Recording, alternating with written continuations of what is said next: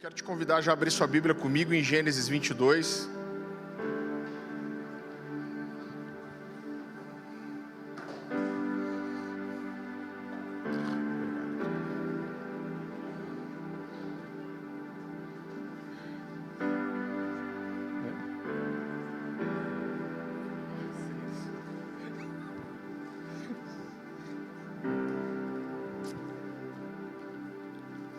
Gênesis 22, a partir do versículo 9.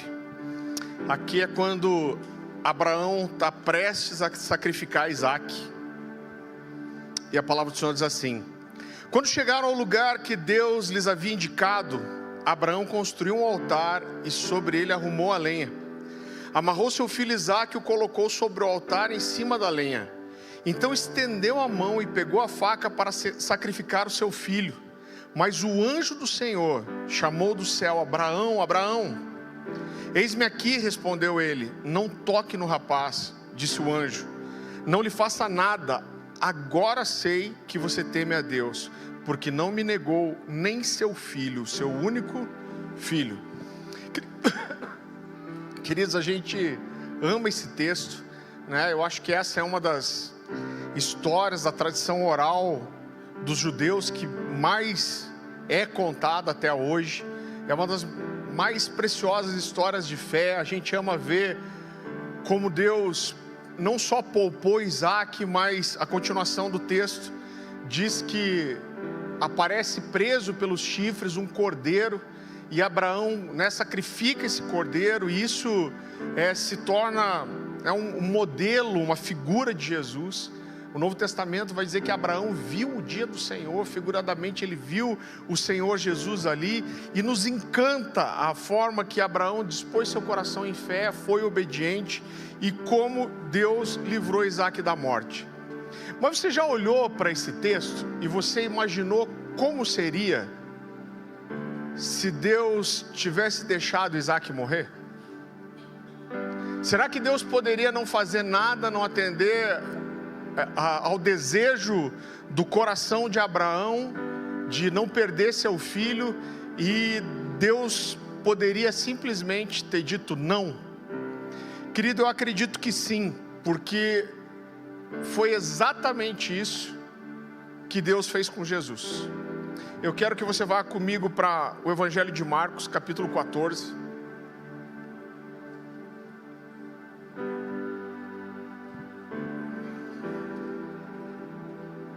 Marcos capítulo 14, versículo 32. Isso aqui é logo depois que Jesus ceia com os discípulos, né? Jesus sabia o que estava esperando por ele. Ele estava falando para os discípulos que ele seria entregue, derramaria seu sangue. Ele sabia que ia morrer. E aqui no versículo 32 é quando eles chegam no Getsêmani, e Jesus se afasta para orar, mas chama os seus 3 amigos mais próximos para estarem com ele. Então o texto diz assim, Marcos capítulo 14, versículo 32. Então foram para um lugar chamado Getsêmani, e Jesus disse aos seus discípulos: sentem-se aqui enquanto vou orar. Levou consigo Pedro, Tiago e João, e começou a ficar aflito e angustiado. E lhes disse: a minha alma está profundamente triste, numa tristeza mortal. Fiquem aqui e vigiem. Indo um pouco mais adiante, prostrou-se e orava para que, se possível, fosse afastada dele aquela hora. E dizia: Abba, Pai, tudo te é possível, afasta de mim esse cálice, contudo, não seja feito o que eu quero, mas sim o que tu queres. Então voltou aos seus discípulos e os encontrou dormindo. Simão, disse ele a Pedro, você está dormindo? Não pode vigiar nem uma hora? Vigiem e orem, para que não caia em tentação. O espírito está pronto, mas a carne é fraca. Mais uma vez ele se afastou e orou, repetindo as mesmas palavras. Quando voltou de novo, os encontrou dormindo, porque os seus olhos estavam pesados. Eles não sabiam o que dizer. Voltando pela 3ª vez, ele lhes disse: vocês ainda dormem e descansam? Basta, chegou a hora. Eis que o Filho do Homem está sendo entregue nas mãos dos pecadores. Levantem-se, vamos, aí vem o que me trai. Querido, você consegue imaginar a agonia de Jesus nesse texto, eu quero confessar para você que muitas vezes esse texto foi assim, muito difícil para mim de ler. A gente está falando de Jesus, a gente está falando de Deus, e o texto começa dizendo que Jesus ficou aflito e angustiado. É difícil para mim assimilar a ideia do Filho de Deus ficar com o espírito angustiado, aflito. Aí a Bíblia diz depois que ele fala para os discípulos: olha, minha alma está profundamente triste, numa tristeza mortal. Lucas 22:44 vai dizer que o suor de Jesus se tornou como gotas de sangue. Queridos, eu não sei que tipo de agonia você já passou na sua vida. Quando a gente começa a pastorear pessoas, a gente ouve histórias horríveis, mas por mais terrível que você tenha, algo que você tenha passado, eu acredito que nenhum de vocês chegou ao nível desse de suar gotas de sangue. Ou seja, Jesus, ele estava realmente num momento de profunda angústia. Talvez que pudesse trazer um pouco de alívio para Jesus, nesse momento, era a presença dos amigos, tanto que é isso que Jesus tenta fazer. A Bíblia diz que ele chama Pedro, Tiago e João, que eram os discípulos mais próximos, para estarem com ele orando. Isso é muito interessante, porque a Bíblia ela relata várias vezes que Jesus ora, e normalmente Jesus ele se afasta dos discípulos para orar. Então ele fala: olha, vocês entrem no barco aqui e atravessem o mar em direção a Cafarnaum, porque eu vou subir naquele monte para orar. Jesus se afastava, Jesus vai para o deserto, para os 40 dias de oração. Mas nessa noite aqui, Jesus queria orar com seus amigos, e ele passa boa parte da noite tentando isso. E quando pela terceira vez ele vai e encontra os discípulos dormindo, ele chega: agora não dá tempo mais, chegou a minha hora. E nesse momento de maior agonia, um momento muito diferente de tudo que a gente vê de Jesus, Jesus sempre muito convicto, dizendo: olha, a minha vida ninguém pode tirar, eu a dou de livre e espontânea vontade. Você vê Jesus sendo tentado no deserto, mas nesse momento aqui, Jesus estava angustiado, Jesus suou sangue, Jesus pede a ajuda dos amigos, a intercessão dos amigos. E Jesus fala algo muito interessante na sua oração, principalmente quando a gente junta as palavras diferentes dos 3 evangelhos sinópticos. E Jesus chega primeiro para Deus, e a impressão que eu tenho é que Jesus está construindo uma narrativa para tentar convencer Deus. Porque ele primeiro chega e fala assim: Senhor, o Senhor pode todas as coisas. E depois ele diz assim: então, se o Senhor pode todas as coisas, se possível, passa de mim esse cálice. O que Jesus está dizendo tem um plano B, tem um outro jeito de fazer isso, tem uma outra forma de resolver essa situação.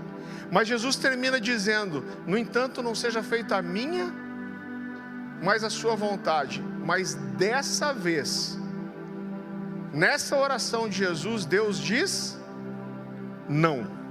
E o resultado do não de Jesus, você sabe qual é. Queridos, C.S. Lewis diz algo muito interessante. Eu queria pedir para baixar só um pouquinho aqui o retorno do teclado para mim. C.S. Lewis diz uma coisa muito interessante. Ele diz que a cruz nunca foi usada como símbolo do cristianismo, ou símbolo de salvação, até que uma geração que nunca viu uma cruz nascesse. Precisou os romanos pararem de matar pessoas na cruz, para que aqueles que tinham visto uma cruz de verdade morressem, e viesse uma nova geração que nunca viu uma morte de cruz, para que a cruz começasse a ser usada como símbolo de salvação pelo cristianismo. Por quê? Porque era uma morte terrível. Ninguém conseguia olhar para uma cruz como símbolo de qualquer coisa que fosse boa. Eu tive a oportunidade de pregar em Roma alguns anos atrás, e eu escolhi alguns lugares para visitar, e um dos lugares que eu quis ir foram as catacumbas romanas. Então a história lá é muito forte, porque ali mais ou menos no ano 70, quando a história é muito conhecida, às vezes a gente não relaciona isso com o tempo bíblico, mas a história conta que mais ou menos no ano 70 houve um grande incêndio em Roma. Tudo indica que quem mandou atear fogo em Roma foi o próprio imperador Nero.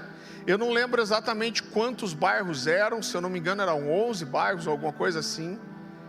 E desses 8 se queimaram. E dos 3 que não queimaram, um deles era o bairro cristão. E quando Nero vê que vão acusar ele daquele incêndio, ele joga a culpa nos cristãos. Então a história conta que ali que começa a desencadear uma grande perseguição romana, principalmente contra os cristãos. Quando você olha, eu gosto muito de estudar a história da igreja, quando você vê os relatos dessa época, você vê que muitos cristãos foram mortos no Coliseu, mas mais ainda nos Circos Máximos. Eu tive a oportunidade de visitar esse lugar, que é onde tinham as corridas de biga. Então muitos cristãos morreram ali, mas eles morriam não só nesses espetáculos, mas eles morriam por perseguição das pessoas. Eu li um historiador romano da época que falava de empilharem corpos de cristãos nas esquinas, de pilhas de corpos de crianças, de homens, mulheres, velhos. E outra coisa que os romanos fizeram é que eles não aceitavam mais que cristãos fossem enterrados em cemitérios romanos. E alguns convertidos ali se juntaram e compraram um terreno para fazer ali um cemitério. Só que começaram tantas pessoas a serem mortas, que logo esse cemitério se encheu. E o que eles tiveram que fazer foi começar a escavar para baixo. Então as catacumbas aqui, elas são túneis, Você entra por aqueles corredores, são corredores, eu não sei exatamente a altura que tem isso, mas na minha cabeça, porque eles não deixam você tirar foto, vídeo, nada, mas são, assim, talvez 7, 10 túmulos altos, na altura que você anda. Hoje está nas mãos da igreja católica, aquilo, você paga para entrar, tem um padre que acompanha a visita, mas a gente entra até 500 metros dentro das catacumbas, mas ela tem 20 quilômetros. Então, gente, é muito túmulo, Eu fui buscar os dados históricos de quantos corpos tem ali, mas eles estimam 500 mil corpos naquele lugar, e desses 500 mil, 100 mil são de crianças. Provavelmente a grande maioria delas morta, ou no Coliseu, nos Circos Máximos, ou por perseguição nas ruas. E você deve ter ouvido falar que quando começou a perseguição romana, a igreja começou a se reunir nessas catacumbas, Então quando você está lá, você consegue entender um pouco mais qual era o contexto, porque você anda por aqueles corredores, são apertadinhos, mas de repente você vê uma entradinha assim, e ali tem uma salinha com vários túmulos. É muito parecido com aquilo que a gente tem, que são os mausoléus nos cemitérios. Então as famílias de um pouco mais de posses, elas faziam aquele cantinho ali para enterrar sua família. E nesses espaços em especial, você vê várias pinturas cristãs. Então é muito interessante, porque você vê o peixinho como símbolo do cristianismo, e você vê principalmente... Vou pedir para o pessoal me ajudar com as crianças, estão fazendo bastante barulho lá atrás, o TDAH aqui pipoca. Daqui a pouco eu estou, em vez de pregar, estou gritando também. E aonde eu estava, gente? Já vou lembrar. Nas salas. Então, quando você entra ali, você vê algumas pinturas, e eles usavam 2 gravuras basicamente para retratar o sacrifício de Jesus, que era Jonas dentro da baleia, porque Jesus falou: assim como Jonas ficou 3 dias e 3 noites dentro de um peixe, assim o Filho do Homem também será tirado de vocês. Ou Abraão sacrificando Isaac. Mas você não vê em nenhum lugar lá dentro uma cruz. Por quê? Porque a cruz era uma morte tão terrível que ninguém conseguia olhar para isso como um símbolo de salvação. Eu não sei se você sabe, mas quando eles quebravam as pernas de alguém que estava sendo condenado à morte numa cruz, aquilo na verdade era um ato de misericórdia. Por quê? Os médicos dizem hoje que a musculatura da perna, as pernas são como um segundo coração, né? Por quê? Porque o coração bombeia sangue para o corpo, mas são essas artérias na perna que devolvem o sangue para cima. Então, quando alguém estava preso numa cruz e quebravam as pernas dessa pessoa, a primeira coisa que acontecia é que o corpo cedia, né? Isso dificultava a respiração, mas o sangue coagulava nas pernas e isso atrapalhava também a oxigenação do sangue no corpo. Então isso levava esses prisioneiros, esses condenados, a morrerem mais cedo. Por quê? Porque normalmente uma pessoa levava cerca de 3 dias para morrer numa cruz. Então eles não conseguiam imaginar uma morte pior do que essa. E querido, Jesus chega diante de Deus e ele fala: Pai, se possível, passa de mim esse cálice. Mas dessa vez, nessa oração de Jesus, Deus diz não. E depois que Deus diz não, Jesus é surrado, humilhado, cuspido, machucado, furado e pregado seminu num pedaço de madeira. Você não precisa abrir, mas o Evangelho de Marcos capítulo 5, versículo 34, diz assim: por volta das 3 horas da tarde, Jesus bradou em alta voz: Eloi, Eloi, lama sabachthani, que significa: meu Deus, por que me abandonaste? Philip Yancey diz algo muito interessante. Ele diz que essa é a única vez que Jesus vai falar com Deus, e ele usa essa forma mais formal, Deus, em vez de Abba. Todas as outras vezes na Bíblia que Jesus se refere a Deus, ele chama Deus de Abba, mas dessa vez ele fala: Deus meu, por que me abandonaste? Queridos, eu sei que existe uma discussão teológica aqui, né? E eu já vi, talvez esse seja a ideia mais generalizada. Vou pedir para você acender aqui, acho que você sabe onde que acende aqui, ó, só para transmissão, que acho que fica bem escuro aqui sem.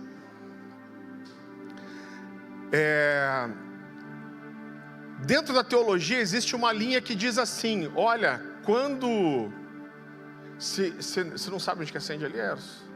Então acho que o Diego, não tem problema, a hora que o Diego aparecer, ele, eu quero ficar mais iluminado. Então vamos lá, volta para mim aqui, deixa a luz lá, eu estou atrapalhando vocês, né? Então existe uma linha na teologia que vai dizer assim: quando Jesus morre na cruz, todos os pecados da humanidade vêm sobre Jesus, e Deus não consegue coabitar com o pecado. Então Deus vira os olhos contra Jesus, e Deus abandona Jesus. Irmão, eu não consigo conceber isso teologicamente, tá? Por alguns motivos. Por que, em primeiro lugar?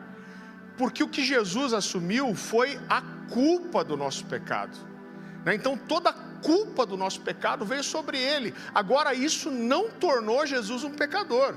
O que, na verdade, Jesus pôde morrer na cruz por nós justamente por ele não ter pecado nenhum. Então ele, sem pecado, pôde assumir a nossa culpa.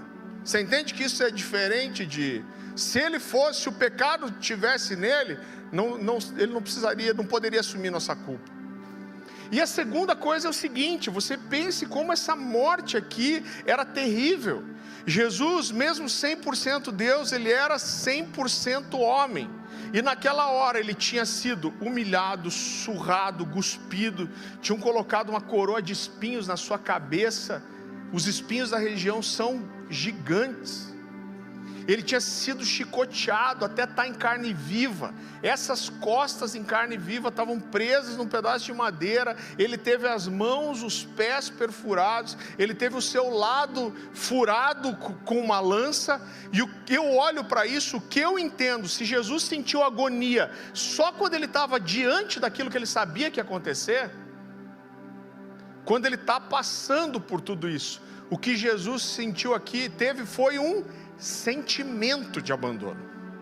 Eu não acredito que isso signifique que Deus abandonou Jesus de verdade, mas ele teve uma sensação de abandono. Ele fala: Deus meu, por que você me abandonou. E queridos, talvez todos nós, ou a maioria de nós, já passou por alguma sensação aonde o sentimento que você tinha era que Deus tinha te abandonado. Talvez você passou por alguma situação que você olhou e falou: cara, por que Deus permitiu isso? Ou aonde Deus estava quando isso aconteceu? Talvez você passe por essa sensação de que como se Deus tivesse se distraído enquanto alguma coisa ruim acontece com você. Existem dois textos que me chamam muito a atenção, que é João 11:22 e 11:32, você não precisa abrir. Mas é depois que Lázaro morre e Jesus volta, ali para sua cidade. Primeiro é Marta que chega para Jesus, e quando ela encontra Jesus, a primeira coisa que ela fala assim: se o Senhor tivesse aqui, o nosso irmão não tinha morrido. Ela está dizendo: se o Senhor tivesse aqui, seria tudo diferente. E depois, 10 versículos ali para frente, é a vez de Maria. Maria encontra Jesus e a primeira coisa que ela diz é exatamente isso. Ela fala: mestre, se o Senhor estivesse aqui, o nosso irmão não tinha morrido. Então talvez todos nós tenhamos passado por alguma situação que parece que de repente Deus não estava ali. Como se Deus se distraiu, se desligou por um momento, e Deus permitiu que alguma coisa ruim acontecesse para você. Algumas coisas são realmente muito difíceis, querido, de entender. Eu lembro que meu pai, ele teve câncer, e ele teve 3 vezes. Então ele teve uma primeira vez, começou a quimioterapia, curou muito rápido. Aí ele terminou o tratamento 2 anos depois, ele teve de volta. Aí também respondeu super bem ao tratamento. Aí passou mais um tempo, eu não lembro exatamente quanto, mas aí ele teve de volta pela 3ª vez. E quando ele teve a 3ª vez, ele fazia tratamento pelo SUS. O médico falou para ele: olha, eu vou tentar uma medicação nova com você. Só que o SUS tem alguns protocolos, e toda vez que meu pai fazia a quimioterapia, ele tomava uma medicação para aumentar a imunidade. Por quê? Porque a quimioterapia arrebenta com o seu organismo também, baixa a sua imunidade. Só que o médico esqueceu de fazer esse pedido. Ou seja, chegou a quimioterapia e não chegou a injeção da imunidade. Mas o médico falou: não, eu vou dar mesmo assim a quimioterapia para você, e eu faço pedido, e quando chegar a gente aplica. O resultado disso foi que 3 dias depois dessa primeira quimioterapia, meu pai enfraqueceu demais, foi ficando mais fraco. No 3º dia, minha mãe me ligou, falou: Farley, eu estou achando teu pai fraco demais, eu quero levar ele no hospital. Eu lembro que eu cheguei em casa e era bem pior a situação do que eu estava esperando. Meu pai não conseguia sentar na cama assim para trocar de roupa. Eu ajudei meu pai a trocar de roupa, eu levei ele no colo para o carro. E quando ele chegou no hospital, a imunidade dele tinha baixado tanto que ele teve uma infecção generalizada, e ele morreu naquele dia mesmo. Então esse é um momento, querido, que eu confesso para você, eu fui tentado a falar: Deus, eu não sabia que a imunidade dele estava baixando, mas aonde o Senhor estava quando esses 3 dias passaram? Aonde o Senhor estava quando o médico só esqueceu de pedir uma injeção diferente? Por que o Senhor não nos alertou de alguma forma para a gente levar ele um dia antes no hospital? Se o Senhor tivesse falado com a gente, tudo poderia ser diferente. Eu lembro, queridos, e às vezes são em momentos que você tem as orações mais intensas da sua vida, em momentos que você mais precisava de um sim de Deus, que Deus diz não. Eu lembro que alguns anos atrás a gente estava no final de culto na outra igreja que nós pastoreávamos, os jovens. E eu lembro que um rapaz chegou para mim, eu nunca tinha visto ele na igreja, a gente tinha um grupo grande de jovens já. E ele falou: pastor, tudo bem, se apresentou, falou: você poderia me ouvir um pouquinho? Eu falei: claro. Eu lembro que eu puxei 2 cadeiras, ele começou a me contar a história dele. Ele falou: pastor, eu cresci numa igreja evangélica, mas quando eu estava na adolescência, houve um problema no casamento dos meus pais. Ele falou: teve um caso de adultério, e aquilo, né, arrebentou meus pais, o casamento, né, a gente na igreja, isso era extremamente complicado, esse contexto. Meus pais se divorciaram, e meus pais não só se divorciaram, eles não conseguiram restaurar o casamento, e eles não conseguiram permanecer na igreja. E ele falou, eu e a minha mãe, por um tempo, a gente tentou, eu e minha irmã, a gente tentou ainda por um tempo permanecer na igreja, permanecer fiel na fé. Ele falou, mas há 2 anos atrás, minha mãe foi morar fora do Brasil, na Europa, e eu resolvi morar com ela. Ele falou, pastor, eu cheguei lá, e ele falou, imagina a Europa, eu longe da igreja, longe do meu pastor, longe dos meus amigos cristãos. Ele falou, pastor, eu me desviei. Eu pequei, eu me afastei de Deus. E ele falou, fazia muito tempo que eu não ouvia mais Deus falar comigo. Foram uma série de coisas. Ele falou, mas alguns dias atrás aconteceu uma coisa forte, eu não sei te explicar, mas eu sei que Deus falou comigo.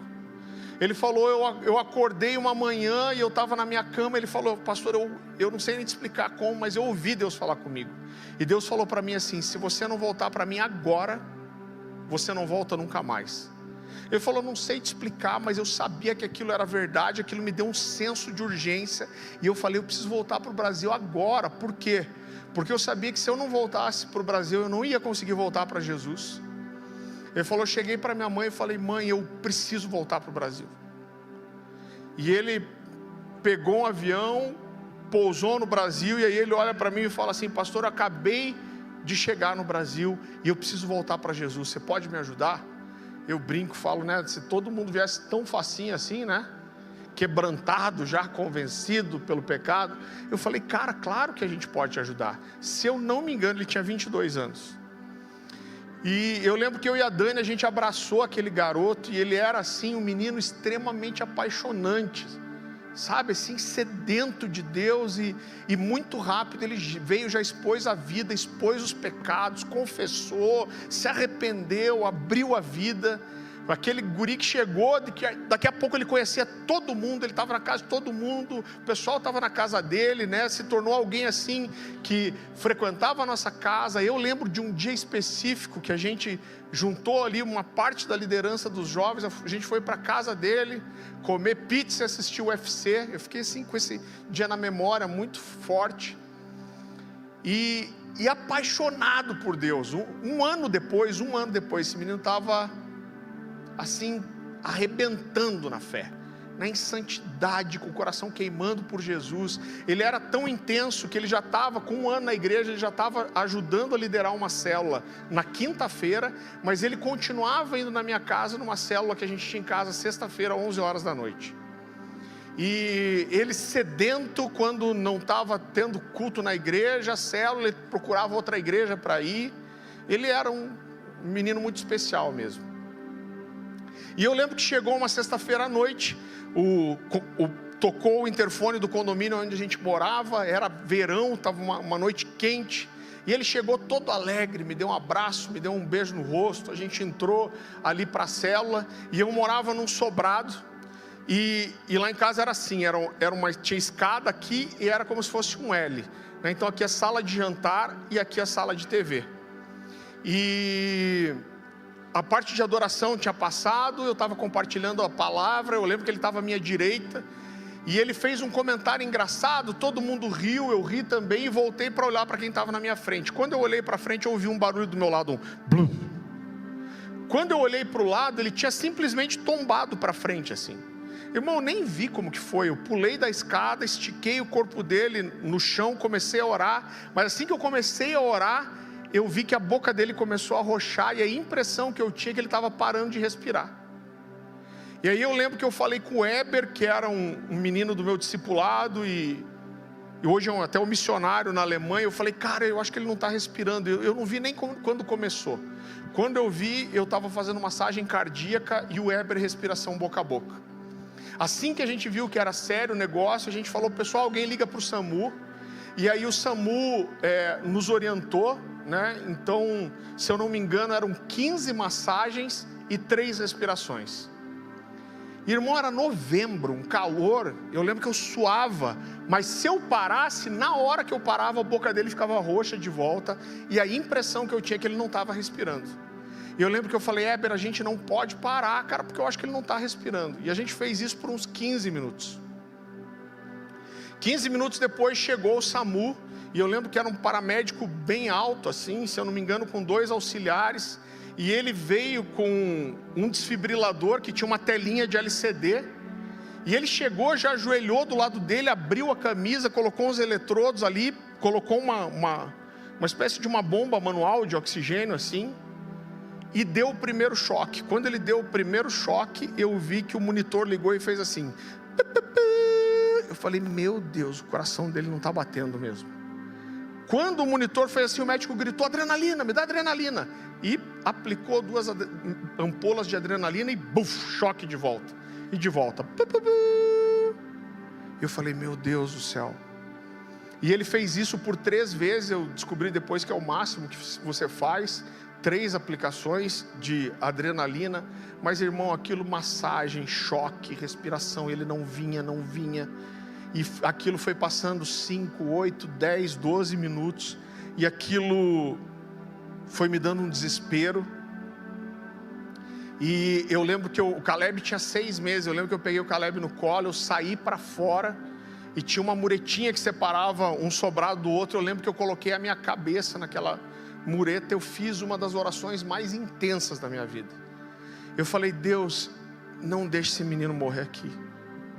Eu falei, não aqui, não assim, não desse jeito, não na sala da minha casa. Eu falei, Deus, a gente ama esse menino, ele ama o Senhor. Eu falei, Deus, ele tem 23 anos, Deus.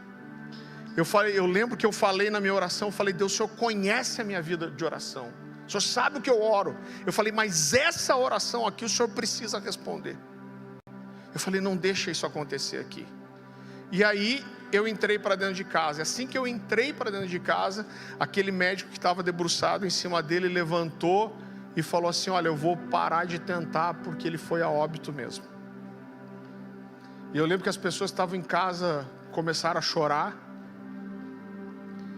E na época era o pastor Luciano Subirá que nos pastoreava.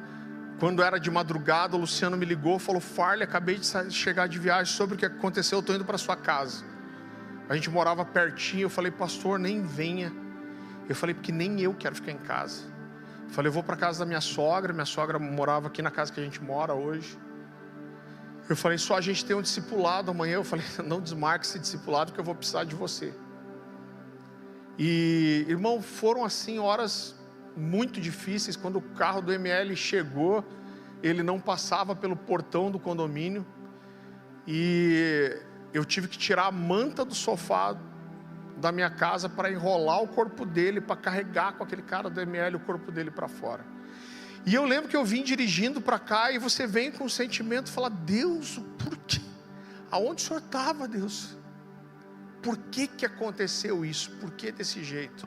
Eu lembro que eu fiquei me virando a noite inteira, não consegui dormir. Levantei de manhã, fui para casa do pastor Luciano, e eu passava em frente à minha casa. Eu passo em frente da minha casa, o carro dele está estacionado até aquela hora lá. Você fala, Deus. O Luciano tentou me consolar, e no final daquele dia eu fui no velório dele. E quando eu cheguei na igreja que ele foi velado, eu lembro que eu entrei na igreja, e alguns jovens da igreja que a gente era chegaram para mim e falaram, pastor, ele te falou o que aconteceu? Eu falei, não. Eles falaram, mas ele falou para todo mundo. Eu falei, gente, eu nem falei com ele essa semana. E eles falaram que ele tinha contado para todos os amigos que ele tinha ido num culto no Bola de Neve na quarta-feira à noite, e ele tinha contado para os amigos que ele tinha tido a primeira visão aberta da vida dele, que no meio da adoração ele teve uma espécie de um arrebatamento de espírito, e ele se viu de repente num exército de pessoas vestidas de branco, e elas estavam com os braços enganchados, e eles cantavam, santo, santo, santo, e cada vez que eles diziam santo, eles iam para mais perto de Jesus. E naquela hora eu entendi, ele teve um vislumbre daquilo que esperava ele. E naquela hora, irmão, eu ouvi Deus falar comigo, e Deus falou para mim assim, você lembra o que ele te falou 1 ano atrás? Que eu disse para ele que se ele não voltasse agora, ele não voltava nunca mais. E Deus me falou, então ele não estava no lugar errado, ele não estava na hora errada, ele estava no lugar certo, na hora certa, naquela noite. Eu simplesmente levei ele dali. Querido, nessa situação, Deus teve a misericórdia de me fazer entender. Mas eu digo para você que na vida, provavelmente, muitas coisas a gente vai levar muito tempo para entender, e algumas a gente não vai entender, talvez nunca nessa vida. E isso tem uma capacidade de ferir o nosso coração, de nos deixar, perdidos. E às vezes é uma coisa muito simples. Eu vou abrir algo para você aqui, não se assuste que o fim é bom, tá? Mas irmãos, na semana passada a gente teve uma semana assim bem desafiadora. A semana já estava difícil por uma série de questões. E eu estou fazendo acompanhamento médico com uma médica de reposição hormonal e longevidade. E ela resolveu pedir um exame para mim. Ela falou, olha, você tem uns hormônios que não estão chegando aqui. Eu estou com uma dúvida que você está com alguma coisa na hipófise, que é um lugar no cérebro. Um pouco atrás do nariz, assim, mas dentro do cérebro. E ela falou, eu quero fazer esse exame só para ver se não tem nada ali. Irmãos, e eu fiz o exame, se eu não me engano, na quarta-feira, e na quinta-feira de manhã chegou o resultado. E eu trabalhei 4 anos na indústria farmacêutica, tive muita aula com médico, e eu estudei um pouquinho. Eu tinha a consulta com ela à tarde, e eram umas 11 horas da manhã, eu recebi o laudo. A hora que eu abri o laudo, eu já sabia o que era. Eu lembro que eu estava no banho quando eu li, e eu saí do banho, a Dani estava no nosso closet ali, eu falei, amor, eu estou com um tumor na cabeça. A Dani falou, sério? Eu falei, sério? A gente foi para o médico, eu chamei primeiro um amigo meu que é neuroclínico, né? Mas a gente foi para a médica, e quando ela abriu o laudo, ela chorou, se emocionou. Falou, cara, ela é afastada, cresceu na igreja, está meio afastada. Ela falou, olha, se isso aqui não é Deus, eu não sei, porque a gente descobriu isso aqui meio com uma impressão que eu tive. E ela foi, assim, muito precisa, não só no diagnóstico, mas ela falou, olha, eu conheço um neurocirurgião muito bom. É um dos melhores caras da cidade, e é meu amigo, ele cuidou da minha mãe, eu vou encaminhar para ele já aqui o seu laudo. E o cara foi muito prestativo, porque ela mandou, eu estava na consulta com ela, o cara já estava me respondendo. E daí a secretária já me chamou, e aí ele mandou um áudio para ela, falou assim, olha, ele está com macroadenoma de hipófise. E ele falou, eu tenho uma notícia, a notícia boa de médico às vezes é mais ou menos assim, né? Fala assim, eu tenho uma notícia boa e uma ruim. A boa é que só tem uma ruim, né? Às vezes é mais ou menos assim. Ele falou, não, eu tenho uma notícia boa, 2 notícias boas. Ele falou, a primeira é que pelo perfil eu digo que tem tudo para não ser maligno. É um tumor benigno. Ele falou, a outra boa é que pelo tamanho, eu consigo operar pelo nariz. Ele falou, mas eu tenho que entrar pelo nariz, eu tenho que abrir a caixa craniana por baixo, tirar esse tumor, tipo coisa simples. Eu brinquei, eu não tinha falado com ninguém, eu falei com o presbitério, né? Eu falei, irmão, vou brincar nessa hora, vou fazer o quê? Eu falei assim, eu vou ver se não dá para pôr umas coisas também, lá uns dicionários de hebraico, com a concordância bíblica, né? E o cara, eu lembro uma frase dele, foi muito forte, foi isso que eu repliquei para o presbitério. Ele falou assim, olha, mas eu digo já para você, não tem solução, tem que operar. Cara, isso foi na quinta-feira. Gente, é impressionante a capacidade que uma notícia, um áudio de 1 minuto, tem de transformar a sua vida. E às vezes virar a sua vida de cabeça para baixo. A gente ali numa semana muito difícil, quem estava aqui domingo passado, entende os desafios que a gente tem passado, E eu com isso na cabeça, graças a Deus, eu fui sexta-feira agora no médico e o resultado foi que ele falou: Farley, olha, é tão pequeno que tem um perfil que talvez nunca cresça. O que eu vou fazer é ficar monitorando você a cada 6 meses, mas eu não vou te operar. Ele falou, porque eu posso mexer com a sua hipófise, isso pode te dar diabetes, pode atrapalhar um outro hormônio. E porque, irmão, o cara sanguíneo, eu já estava quase eu mesmo enfiando um alicate no nariz e... Amor, você tem um alicate de unha aí, será que assim eu não consigo com... Eu já estava olhando minha agenda, já falando para Dani, onde será que eu vou conseguir? Acho que aqui tem uma brecha para operar, né? Mas, irmão, às vezes a gente passa por algumas coisas, e aqui eu queria fazer uma pergunta para você.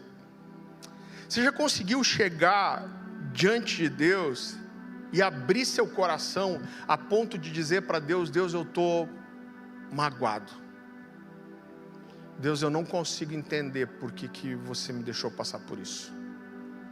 Eu lembro que na antiga igreja a gente fez um retiro de cura interior, e eu não me lembro porque, se foi só mulheres uma vez, depois foi os homens, ou se era o grupo que a gente pegou, mas a gente nós éramos facilitadores num grupo, e tinha as ministrações, depois ia para uma sala, bem característico, né? E eram ali, eu acho que umas 6, 8 meninas, várias delas do nosso discipulado, meu e da Dani. Irmão, dessas meninas, 3 tinham sido abusadas quando eram criança e abusadas por parentes. Tinha uma dessas meninas que a gente acompanhava há bastante tempo, e eles eram super novinhos, o casal. Ela era bem novinha, casadinha, ela parecia uma bonequinha assim, casou super novinha, mas toda falava baixinho assim. Cara, quando eu ouvi a história daquela menina, foi abusada pelo avô, contou para os pais brigaram com ela, falaram que era mentira. Foi várias vezes abusada pelo avô. E normalmente a sensação dessas pessoas era: cara, por que Deus deixou? Aonde Deus estava quando isso aconteceu? Por que Deus não fez nada? Agora, muitas vezes a gente é religioso demais para entrar num lugar de ser transparente o suficiente com Deus para falar: Deus, eu estou magoado, eu não entendo aonde você estava, por que você deixou isso acontecer, né? Como se Deus fosse se ofender. Então eu digo para você, Deus deve ter se ofendido com Jesus quando Ele falou: se possível passe de mim esse cálice. Por quê? Porque Jesus veio justamente para morrer na cruz, gente.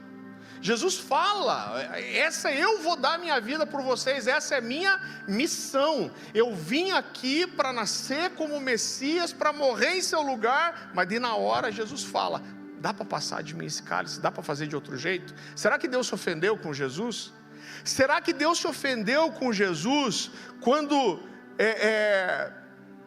diante de todas as pessoas que estavam contra Deus, dos fariseus religiosos que rejeitavam a Deus, rejeitavam o mandamento de Deus, rejeitavam o amor, rejeitavam as palavras de Jesus, rejeitaram as palavras de Jesus? Aí diante de tudo isso, Jesus diz: Deus meu, por que você me abandonou? Será que Deus se ofendeu com Jesus? Pô, Jesus, você está aí na frente de todo mundo dizendo que eu te abandonei.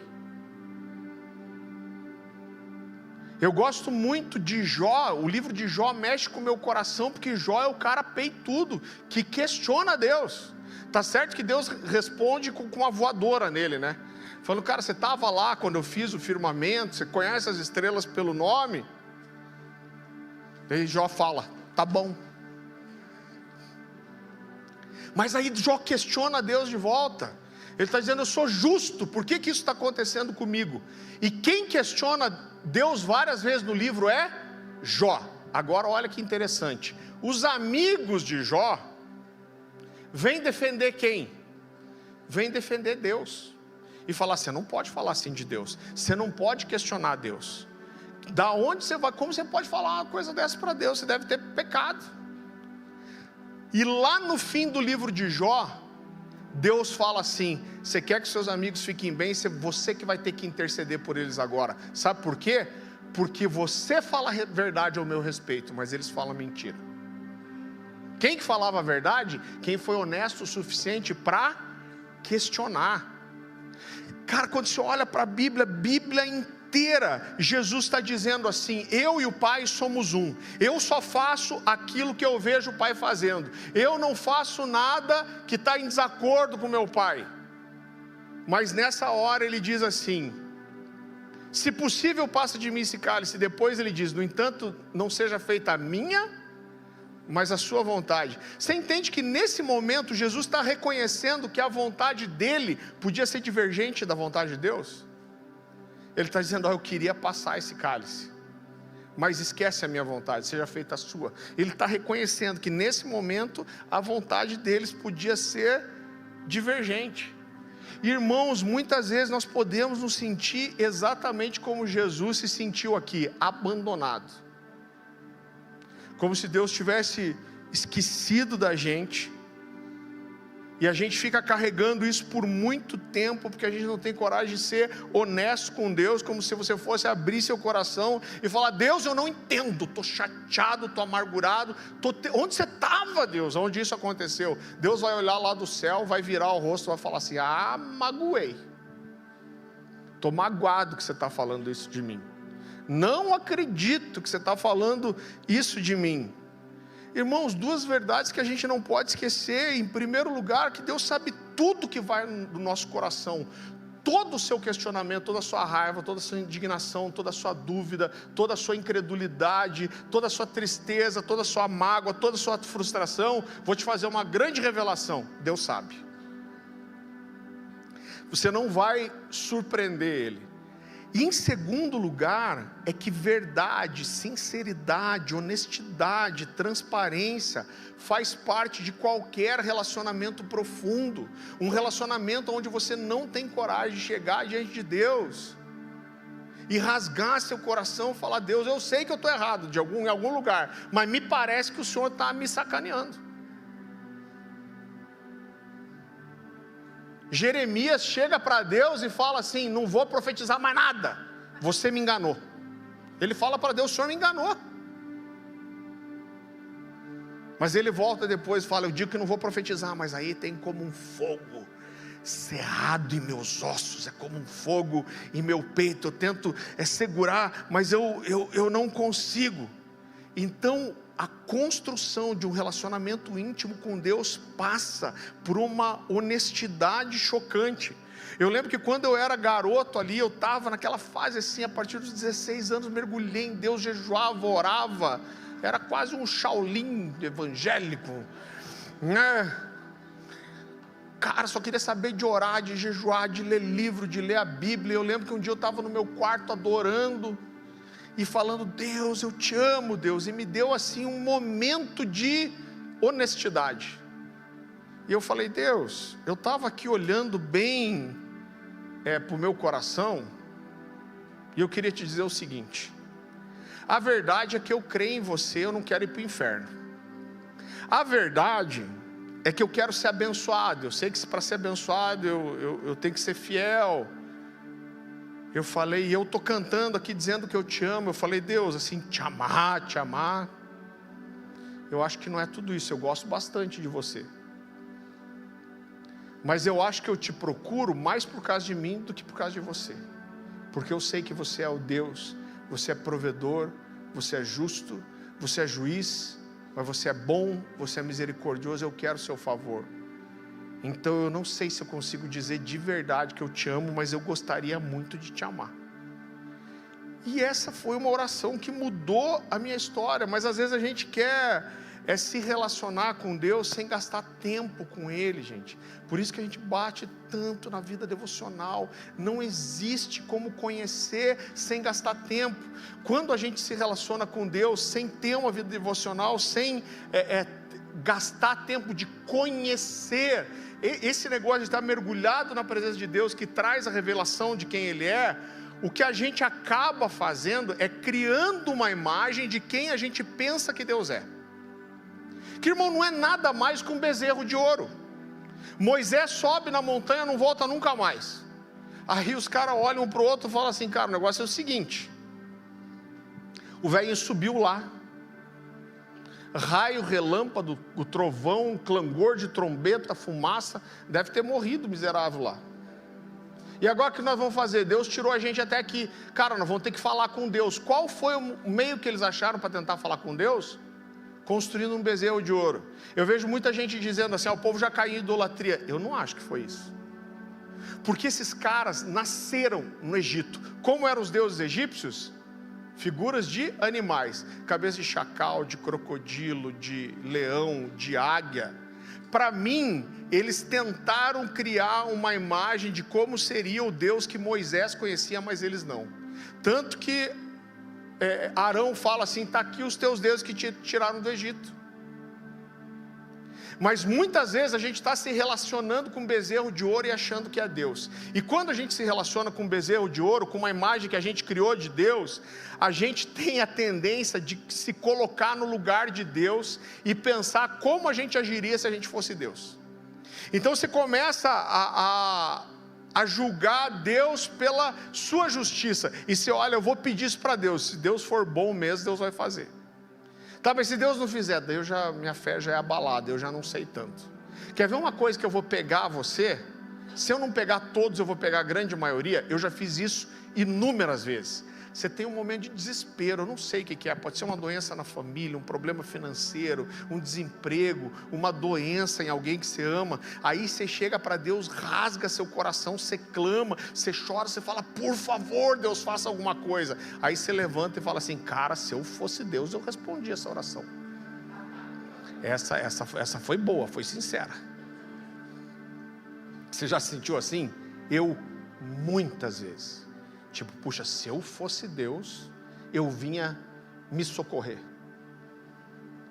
E a gente acaba julgando o amor e a bondade de Deus por aquilo que a gente considera bom ou mal. Então, se Deus fizer aquilo que parece bom, eu confio em Deus, Deus é amor. Mas e se Deus não fizer? Puxa, aí começa a ficar difícil para mim. E a gente acaba julgando Deus através do único amor que a gente conhece de verdade. Qual é? O nosso próprio. Que é um amor limitado, egoísta, falho. E isso, irmão, é quase inevitável nos levar para um lugar da gente acabar se frustrando com Deus. O pastor Luciano Subirá tem um livro que eu gosto muito, que se chama O Agir Invisível de Deus. E ele tem uma frase muito interessante, ele diz assim: fantasiamos tanto o agir de Deus que acabamos criando hipóteses de como agiríamos se fôssemos Deus. Fazemos planos e fixamos-nos em nossas ideias. E quando o Senhor acaba agindo de modo diferente, nós não conseguimos vê-lo em ação. Deus está agindo, mas você não consegue ver que é Ele. Você sabe que uma coisa que foi difícil para mim entender, e eu vou falar para você, provavelmente isso vai ser difícil na sua cabeça. Só que se você me der uma credibilidade, você entrar nessa história comigo, você vai aprender a separar isso para sempre. Eu tive uma dificuldade muito grande de separar o que é amor e o que é bondade. Talvez você fale, mas Farley, são palavras similares, elas falam da mesma coisa. E eu vou dizer para você que não exatamente. Eu quero que você imagine uma cena comigo. Quem é mãe aqui? Quem é mãe? A gente tem várias mães. Se você é mãe, você vai me entender muito bem. Se você é pai, você vai me entender bem também. Se você não é mãe nem pai, adivinha, você vai me entender também. Imagina essa cena. Você está lá, está chegando perto da hora do almoço e você precisa terminar de preparar o almoço para levar seus filhos para a escola. Você sai correndo, irmão, porque nessa vida urbana, eu não sei se você tem essa sensação, a gente está sempre atrasado. A gente está sempre correndo, está sempre atrasado, sempre está deixando de fazer alguma coisa. Aí você vai correndo no mercado, você pega as coisas para fazer o almoço, você pega lá o brócolis, o bife para fazer a comida para os seus filhos, e você pega outras coisas que precisa, e você passa naquela gôndola de porcaria, e você pega ali uma bolacha recheada. Pega umas coisas para os seus filhos, coloca ali. Que hoje eu descobri que é do Satanás a bolacha recheada, né? Ninguém devia comer esse negócio. Mas aí você pega isso e você põe ali no carrinho, você vai correndo para o caixa, você coloca no caixa rápido e correndo e paga e vai correndo para o carro também, abre o porta-mala. E quando você começa a colocar as coisas no porta-mala, hoje isso não tem muito em Curitiba, antes tinha muito. se ouve uma vozinha do seu lado que fala assim: tia, tem alguma coisa para me dar?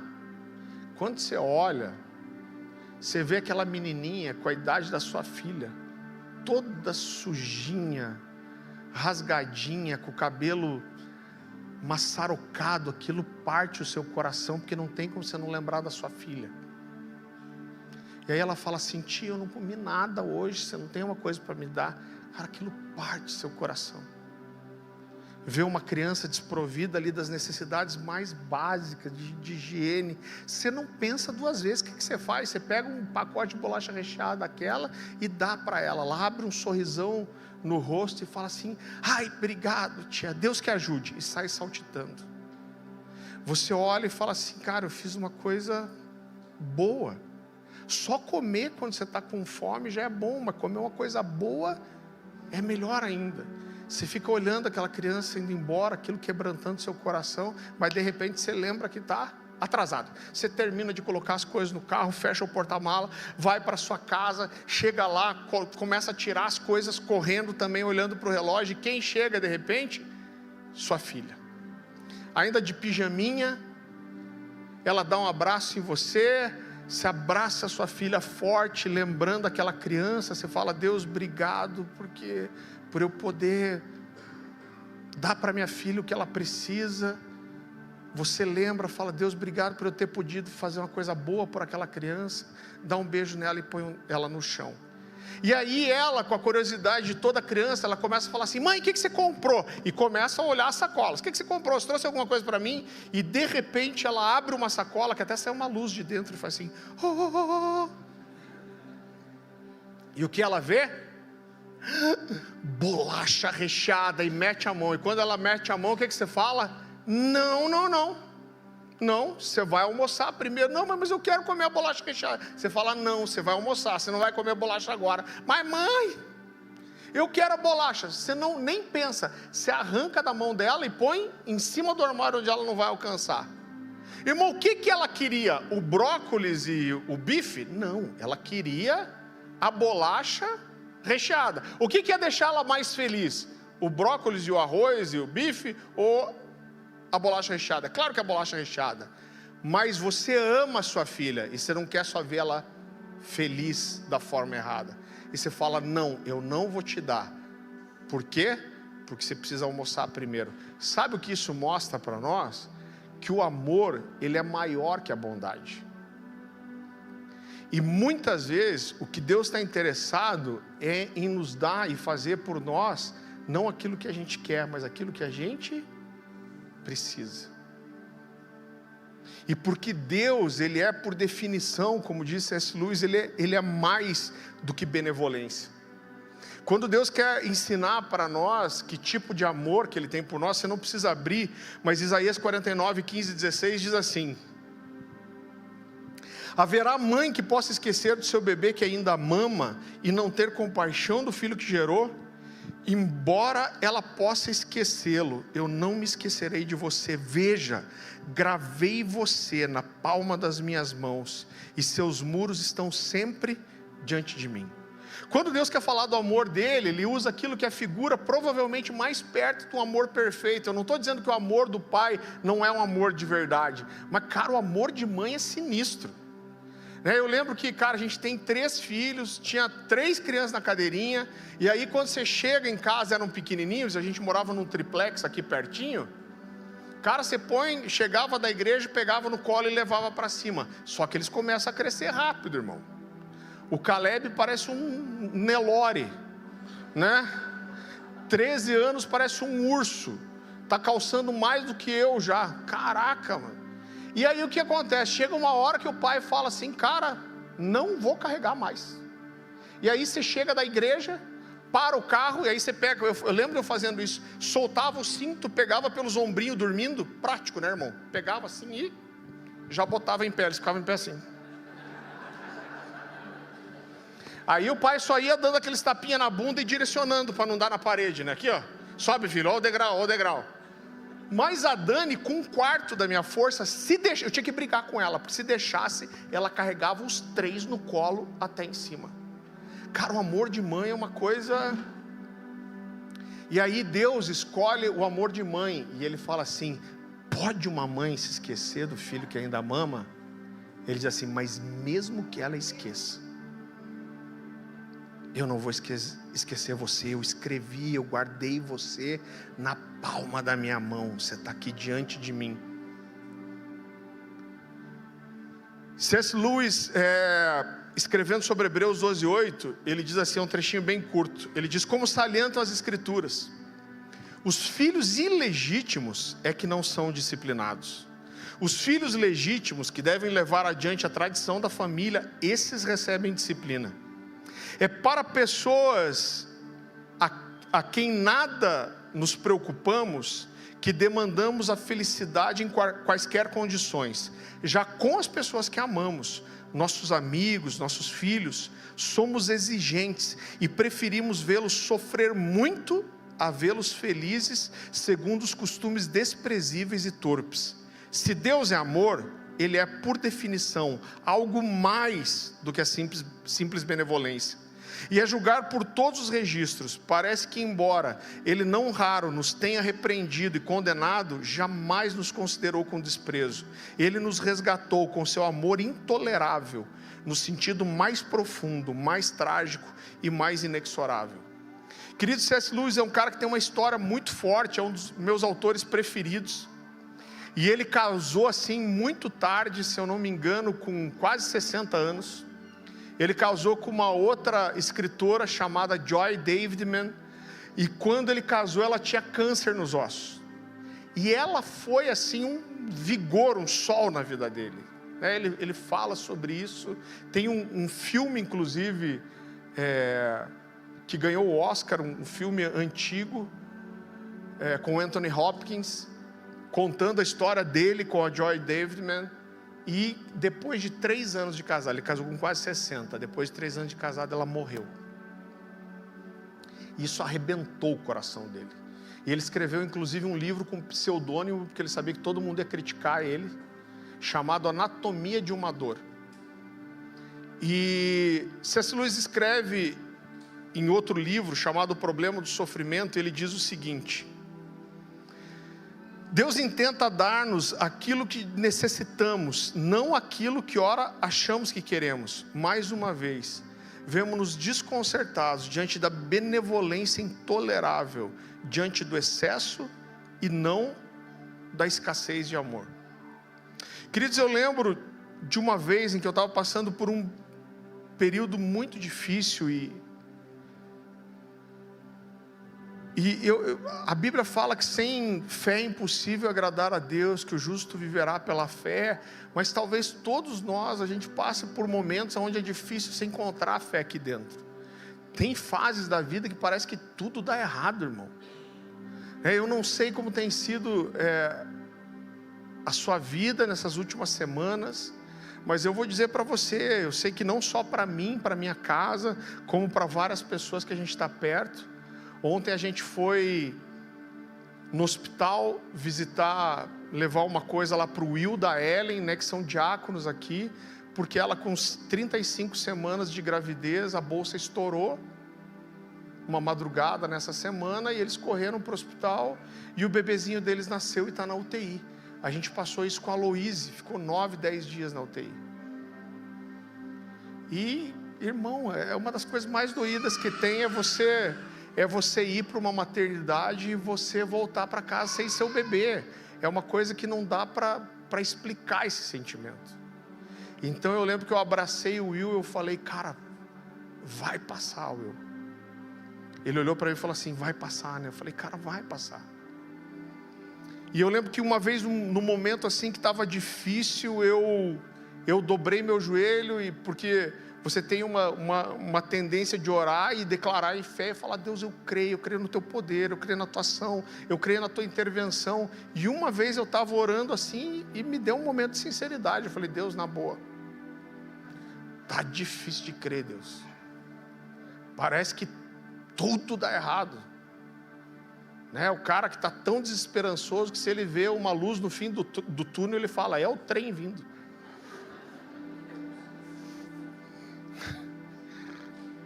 Então, sabe, rasguei e falei: Deus, está difícil de crer. E, queridos, claro que não é sempre que Deus fala com essa clareza assim, mas eu ouvi Deus falar para mim: você quer crer mais em mim? Me conheça mais. Gasta mais tempo conhecendo o meu caráter, o meu coração, o meu amor. Se aproxime mais de mim, então você vai crer mais. Queridos, eu perdi meu pai, vai fazer 16 anos. E quando você perde uma pessoa amada, é engraçado as coisas que mais ficam na sua memória. E meu pai foi um pai maravilhoso. Eu tive o privilégio de ter um bom pai, um homem de Deus. Mas meu pai fez uma coisa que marcou demais, e talvez seja a maior marca que ele deixou no meu coração. Quando eu era criança, eu tinha muita infecção de garganta. Então todo inverno eu tinha 2, 3 infecções de garganta. Eu cheguei a ser internado por causa disso. E eu sofria muito com isso, mas existia uma coisa boa de ficar doente. Toda vez que eu ficava de cama, meu pai, no final do dia, eu lembro, ele me trazia um gibi que eu gostava de ler. Ele me trazia uma coisa que eu gostava de comer. E eu lembro do meu pai, como eu lembro dessa cena. Ele usava sempre a mesma coisa, que era, eu imagino que era uma marmita de alumínio, que de certo ele usou um tempo e não usava mais. Então eu lembro do meu pai virar à noite, sentado do lado da minha cama. Minha mãe fez isso também, mas eu lembro do meu pai, né, fazendo compressa de água fria, colocando água na testa para baixar a febre. E meu pai, todas essas vezes, ele olhava para mim, ele falava assim: olha, se o pai pudesse, eu tirava tudo que está de ruim em você, eu colocava em mim. E depois que meu pai morreu, essa cena vinha muitas vezes na minha cabeça, principalmente quando a Dani engravidou do Caleb, que é o nosso primeiro filho. Irmão, não contei para ninguém isso, de tanto medo que eu tinha. Mas quando a Dani ficou grávida, e eu super acompanhei, fui em todas as ecografias, irmão, eu participei bem, graças a Deus, de todas as gravidezes. Mas eu tinha um medo nesse primeiro filho. Eu falava assim: cara, será que quando meu filho nascer, eu vou sentir o mesmo nível de amor? Será que quando meu filho tiver a primeira febre, eu vou conseguir olhar para ele e falar assim: eu queria tirar, se eu pudesse, que está em você, e colocar em mim? Será que eu vou conseguir falar isso e ser sincero? E eu lembro que os amigos falavam para mim assim: cara, o pai não cai a ficha direito só quando nasce. Eu achava que eles estavam viajando, mas é verdade. A verdade é que você pode participar o que for, mas quando você está naquele centro cirúrgico, e eu participei de todos os partos, se deixasse até puxava junto. E a enfermeira vem com aquela trouxinha azul marinho, bota no seu colo: ó, pai! Meu Deus. A primeira expressão é meu Deus. A segunda frase é: vou ter que cuidar agora. Não é assim aos pais, só estou vendo os pais. Vou ter que cuidar agora. Mas eu lembro que o Caleb era bem branquinho, e ele tinha uma veiazinha que atravessava o nariz, assim, bem azulzinha. E foi a primeira coisa que me chamou a atenção no rostinho dele. E cara, eu lembro que quando eu olhei para ele, veio um amor que, cara, você não sabe de onde vem aquele amor. Você ama. Você não sabe, não é uma coisa inexplicável. Quem sentiu assim? Eu não sei se é porque é mais difícil se amar uma coisa que não tem rosto, mas cara, você bate o olho, meu filho, cara, e o amor, você liga assim, é um botão, né? Eu lembro que quando o Caleb estava com 6 meses, irmão, sanguíneo. Quem é sanguíneo aí? Mas quanto mentiroso, não é possível que tenha só 3 assim. O sanguíneo, ele é tão sanguíneo que se eu falar assim: quem aí é melancólico, ele já levantar primeiro, depois lembra que não é, ele abaixa. Então, eu digo assim: o sanguíneo sempre é feliz, infeliz é quem tem que lidar com ele, né? Conviver com ele. Mas irmão, o sanguíneo tem as loucas, né? Dá na louca. E eu lembro que eu acordei uma manhã, o Caleb estava com 6 meses, acordei uma manhã, falei assim: cara, ele está com 13 anos atrás não tinha streaming, era DVD mesmo, né? Então eu acordei e me deu na louca. E cara, o sanguíneo, eu sou um pouco neuroatípico mesmo, tá? De repente eu sou um sanguíneo com mais alguns diagnósticos. Mas eu enfio uma coisa na cabeça, parece que vira uma missão de vida. Não consigo pensar em mais nada. Tem que fazer aquilo. Quem é assim aí? Misericórdia. Deus tenha misericórdia da sua vida. E aí acordei de manhã, falei para minha esposa assim, eu vou lá numa livraria evangélica, vou comprar um daqueles DVD, tipo Diante do Trono, Aline Barros. E a Dani falou para mim assim, Farley, a Dani, psicóloga, especializada em terapia familiar, falou, cara, não é a idade, ele não consegue absorver. O que eu falei? Ah, entendi, daqui uns 6 meses eu vou. Foi isso que eu falei? Claro que não, né? Eu falei, não, deixa o beck. Peguei e saí, fui comprar o DVD, né? E aí, irmão, esses DVDs são uma bênção, né? Hoje tem o celular, eu sei que você não deve dar tela para o seu filho toda hora, mas é 1 minuto de paz, né? Vamos falar a verdade, né, irmão? A gente ama as crianças, mas tem hora que eu lembro já de estar no carro, dirigindo, com os 3 atrás, dentro de um Gol que a gente tinha, em 3 cadeirinhas, e eu tentar subornar eles. Falar assim, ó, se vocês ficarem 10 minutos quietos, eu pago o McDonald's para todo mundo. Ah, eu vou querer um não sei o quê, eu quero o McLanche, eu quero... Apertar o volante, uma vez eu lembro de ter chorado no volante. Eu queria só 10 minutos de silêncio. Então esses DVD é um milagre para a gente, né, irmão? Vamos falar a verdade. Por outro lado, é tipo F-Hop, quando eles gostam. Tipo F-Hop, 24 horas por dia, 7 dias na semana. Porque quando ele gosta, ele assiste. Eu tinha um amigo que tinha um filho que assistia o Rei Leão todo dia, 4, 5 vezes. Aí ia passando o desenho e ele ia falando as falas junto. Ia falando junto, irmão, isso aí deu um cara louco, né? É tipo um terrorismo, né? Eu lembro que teve um DVD da Aline Barros 3. Assistiram. Mas cara, assistiram até... Aí eu estou um dia cozinhando em casa, resolvi que ia cozinhar. E as crianças estão lá, parecia 3 Tasmania. Uma hora eu falo assim, Dani, eu não estou conseguindo nem me concentrar. Põe um DVD para essas crianças parar 1 hora para conseguir cozinhar só. Ela falou, tá bom. Aí eu estou cozinhando aqui, estou vendo que ela vai para a sala. E qual o DVD que ela tira? O da Aline Barros. Eu falei, da Aline Barros não, pelo amor de Deus. Eu falei, acho que se eu encontrar a Aline Barros na rua, eu dou um soco nela.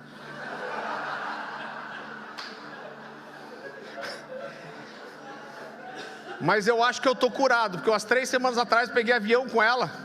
Ela sentou na minha frente, eu podia bater por trás ainda, e não bati.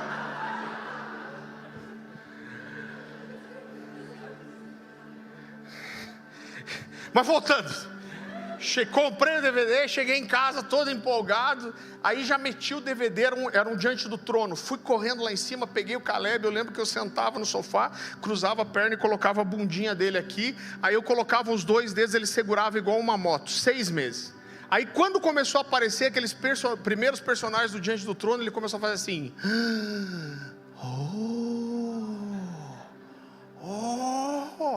cara, eu comecei a chorar. E cara, eu sempre falo isso, né? Homem chora feio que é uma desgraça, né? Mulher chora bonito, mulher chora, parece uma técnica vocal, tem um vibrato do choro. Você já percebeu? Ela vai chorar assim.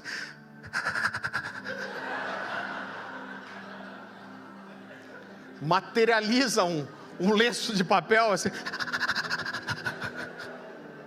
Agora o homem, eu não sei se é porque não treina, mas o homem é uma desgraça de feio, chorando, parece o Chewbacca. O homem é feio, mano. Cara, você vai numa ministração que tem homem, você tem que vir preparado, porque o cara chora no seu ombro, ele deixa 2 cadarços de ranho assim, você, ó. E dele, pastor, dele levanta assim, aí ele olha pro ranho e volta chupando.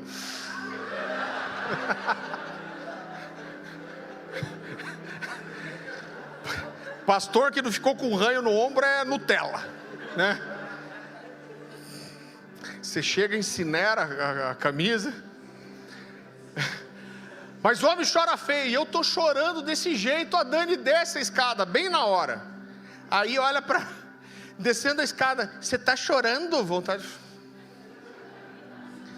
falar. Não, eu tô suando aqui no olho. Falou, você tá chorando? Eu falei, tô. Ela falou, por quê? Ela falou, por quê? Eu falei, não sei. Irmão, estava chorando de amor, irmão. Estava chorando de amar, porque meu filho não precisava fazer nada que fosse aprovável, louvável, só ver a reação dele me levava a chorar. Isso é amor, gente. Agora, quando Deus escolhe revelar o tipo de amor que Ele tem por nós, o que a Bíblia diz? Deus amou o mundo de tal maneira que deu o seu único filho. Deus está dizendo para mim e para você: você quer saber qual é o tipo de amor que eu tenho? É o amor de um pai que tem coragem de dar um filho para morrer e sofrer para salvar você. Eu dei o meu filho para que você pudesse se reconciliar comigo. Você sabe que por muito tempo eu olhei para João 3,16 e eu tinha um conflito com João 3,16. Deus amou o mundo de tal maneira que deu o seu único filho. E eu falei, Deus, várias vezes eu orei isso para Deus, nunca falei para ninguém. Eu tenho meus embates teológicos com Deus. Falei, Deus, explica para mim esse negócio aqui. Eu entendo o conceito de trindade, eu sei que você e Jesus e o Espírito são um, mas daí o Senhor chega para mim e fala assim: eu quero provar meu amor por você, eu vou dar a vida dele. Eu falo, por que o Senhor não falou? Deus amou tanto o mundo que se deu. Eu perguntei isso para Deus inúmeras vezes. Sabe quando isso foi solucionado na minha cabeça? Quando eu me tornei pai. Então eu posso dizer que se entrasse um ladrão, assassino, estuprador, talvez, olha, se você der sua vida, esse cara vai ser salvo. Talvez eu desse minha vida, agora jamais eu ia dar meu filho inocente para morrer por ele. Então com isso Deus está dizendo: olha o tipo de amor que eu tenho por você. O problema, querido, é que muitas vezes a gente não quer se relacionar com Deus como um pai, mas a gente quer se relacionar com Deus como um avô. E qual é a diferença? A diferença, eu brinco com os avós da família lá, eu falo, a função do avô é estragar tudo que o pai ensina. É porque o avô, ele não está interessado em educar. O que o avô quer é alegrar, é mimar, é brincar, é dar o que o neto quer. E a responsabilidade de educar é do filho. E eu vou ser assim também, já estou falando meus filhos, ó, quando eu for avô, eu vou dar chocolate, Coca-Cola, costela, né? Eu falei, o que gosta? Diz que deixa contente, vou socar Coca-Cola no moleque. E eu quero é mimar mesmo, eu quero que goste de mim, né? Vai educar você. Na sua casa pode comer brócolis e bife, na minha vai comer bolacha recheada, né? Por quê? Porque o vô não está preocupado em educar, e não é o lugar dele, né? Muita gente diz, eu não sou avô ainda, mas muita gente diz que o que o cara era como pai é totalmente diferente de avô, né? O filho não podia tocar no carro, aí a criança vem com uma chave do lado do carro, olha, está riscando o carro, acho que vai ser artista, é criativo. O vô, irmão, o vô se larga nas cordas por amor, né? Agora Deus não é avô, Deus é pai. Agora a gente tem uma capacidade, querido, de, sabe, se agarrar à nossa dor, a forma que a gente queria que Deus tivesse feito uma coisa ou outra. E eu percebi esse sentimento, não só em coisas em mim, mas atendendo tantas pessoas, que muitas vezes pessoas se frustraram com coisas na vida. Irmão, eu não consigo imaginar a dor de uma menina que foi abusada pelo avô, que contou para os pais, que os pais falaram que era mentira, pensando que ela era inocente, frágil, que existe um Deus e Deus permitiu. Eu não consigo imaginar como que lida com isso. Só que o que a gente faz muitas vezes é se agarrar à nossa dor, como se você quisesse provar para Deus como você está sofrendo. Então você pega a sua dor, se transforma num patinho de borracha que você não solta. Não vou largar a minha dor, porque eu quero que Deus veja como eu estou ferido e machucado. Agora, meus filhos me ensinaram muitas coisas, mas uma das principais coisas que meus filhos me ensinaram, que me ensinou tanto sobre Deus, e aqui eu estou caminhando para o fim. A Dani, como psicóloga, antes da gente ter os filhos, ela falou, olha, tem umas regras que a gente nunca pode esquecer. Ela falou que as pessoas relacionam muito o relacionamento com os pais com o que tem com Deus. Ela falou, então, uma coisa que a gente nunca pode errar com as crianças, ela falava, a gente nunca pode quebrar uma promessa, seja para o bem ou para o mal. Ela falou, quando você fizer uma promessa, você cumpra. E ela falou assim, disse que vai. Eu lembro que uma vez a gente estava no shopping, eu falei, se fizer isso de volta, a gente vai embora. Irmão, morrendo de fome, louco para comer alguma coisa que eu não lembro o que era. E aí o abençoado fez. Ela falou, você prometeu que se fizesse de volta a gente ia embora? Que vontade de arrancar os cabelos, né? Mas tem que cumprir a promessa. E uma coisa, irmão, que eu lembro muito que acontecia, a gente sempre com essa vida de igreja, tem uma fase ali dos 2 até os 4 anos quase, que é a fase muito de desafio, que eles vão testando você para ver até onde você vai. Irmão, lá em casa a gente crê na Bíblia, então teve correção física, assim, faz muito tempo que não tem. Tô aqui, apanhei de vara pra caramba, que minha mãe era penteca, né? Tô aqui vivo, gordo, corado, né? E eu apanhava com a vara ainda, porque vara era bíblico. Então eu, moleque e irmão, eu era tentado mesmo. Teve um amigo que falou assim, cara, você quando era guri, dava vontade de botar a mão na tua cabeça e falar, saia Farley, deixa o capeta em paz, né? Porque, cara, você... E eu lembro que tinha umas contas que a gente fazia as contas de quantas varadas que ia levar. Nossa, acho que se eu fizer isso aqui, eu vou levar umas 8 varadas da minha mãe. Vai valer a pena. Você fala, não vai valer, isso aqui vai valer a pena. Acho que eu vou fazer, vou apanhar, se lasque, né? Apanhava de vara que a bunda ficava parecendo um código de barra. E aí minha mãe, ainda, depois de apanhar, falava assim, senta aí agora. Aí a bunda, ai, mas tá doendo, mãe, senta de lado. Aí sentava assim meio de fianco, né? Agora eu vou abrir a Bíblia para você saber por que você apanhou. Então minha mãe foi assim. E cara, a gente corrigiu as crianças com amor. Você não corrige com a mão, você corrige com o você corrige com vara, com cinta. Quando são delitos leves, com crocs. O crocs é mais psicológico, delitos leves, pequenas infrações, né? Mas chegou a hora ali e a gente corrigiu. E uma coisa que aconteceu várias vezes, estava na igreja, outra coisa que a Dani falou, cara, glória a Deus pela sabedoria da minha esposa, nunca corrigi primeiro você dá advertência, cara, desobedeceu de volta, é a correção. E aí o Caleb, todos passaram pela mesma coisa, fazia alguma coisa na igreja, né? Às vezes a gente sábado passava o dia quase na igreja e falava, cara, não faz isso, se você fizer de volta você vai ser corrigido quando chegar em casa. E aí ia desafiar, a gente ia lá e fazia.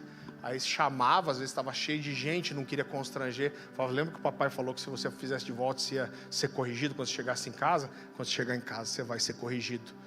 Não papai, mas virava um santo, vinha os 9 frutos do Espírito, dom do Espírito assim de uma vez. Aí começava a vir a cada 5 minutos, papai, você viu como eu estou obedecendo agora?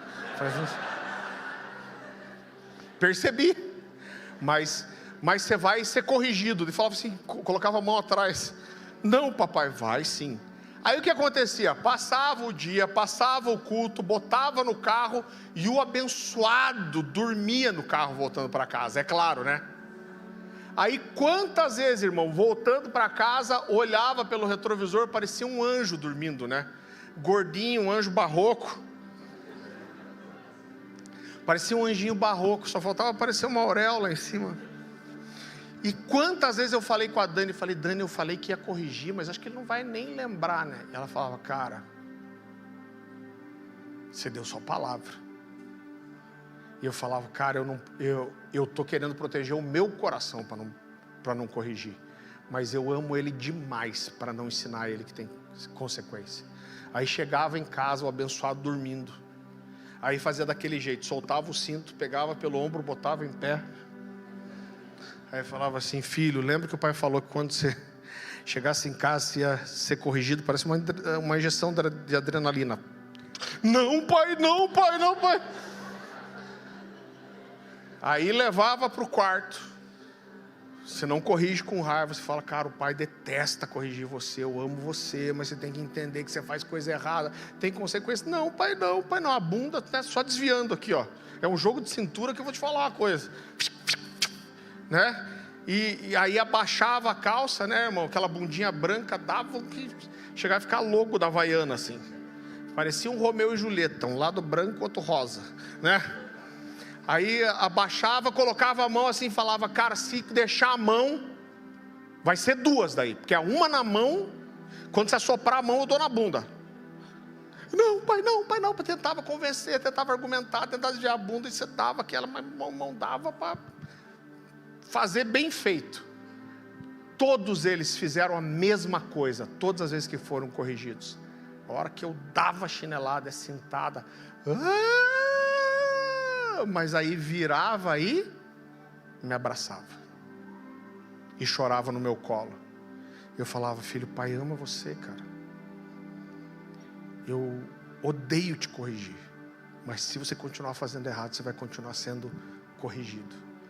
E isso me ensinou muito a falha que a gente tem com Deus, porque as crianças têm um coração rendido, e ela recebe a correção de você, mas ela recebe o consolo de você também. Ela tenta te convencer, ela tenta fugir, ela tenta argumentar, ela tenta desviar a bunda, mas quando a correção vem, ele não tem restrição para receber o consolo de quem corrigiu. E às vezes o que a gente não sabe fazer é isso. Deus vem e faz algumas coisas na vida da gente que a gente não consegue explicar e entender, e Deus corrige, e Ele fala, cara, eu estou te esperando aqui. Mas em vez da gente se virar e receber o abraço e o consolo, a gente se enfia num canto, agarrado com a nossa dor, e dizendo, você me bateu, estou sentindo dor, está doendo. Eu lembro que numa das ministrações do Cote, uma das incríveis que eu gosto muito, ele falava sobre o órfão. Ele falava, cara, o órfão ele tem muita dificuldade com algumas coisas. Ele tem muita dificuldade com a adoração. Por quê? Porque a adoração é um lugar de rendição e entrega. Então o órfão tem dificuldade de entrar nesse lugar e se render. Irmão, quando você passa por uma coisa que é inexplicável, que é doída, só quem chega nesse lugar de entender paternidade que consegue se render, falar, Deus, estou magoado, ferido, está doendo, queria que fosse de outro jeito, mas me dá teu abraço e o teu consolo. É de você que eu preciso receber. Às vezes a gente não consegue nem ser sincero o suficiente, como eu estou falando até agora, falar, Deus, estou mal, por que você deixou? Só que o caminho certo é, Deus, por que você deixou? Eu não entendo que você fez isso, mas me consola, me cura, me faz no meio dessa situação sentir o seu amor e o seu cuidado. E às vezes a gente acaba carregando coisas a vida inteira por não entrar num lugar de entrega e rendição. Sabe o que é isso? É não entender paternidade, gente. Eu sei que Deus está nos ensinando coisa especial. Nesses dias eu vejo várias famílias aqui passando por situações difíceis. A primeira coisa que dá um alerta no meu coração é, Deus está querendo ensinar a gente a se render. Se renda, não fique fechado, não agarra a sua dor, só se entrega. Fala, seja sincero. Tem gente que carrega coisas às vezes a vida inteira. Se você não consegue derramar isso para Deus do jeito que deveria, você entende que esse é um limitador do seu lugar de intimidade. Você está com uma trava e não vai passar. Eu queria que você abaixasse sua cabeça, fechasse seus olhos.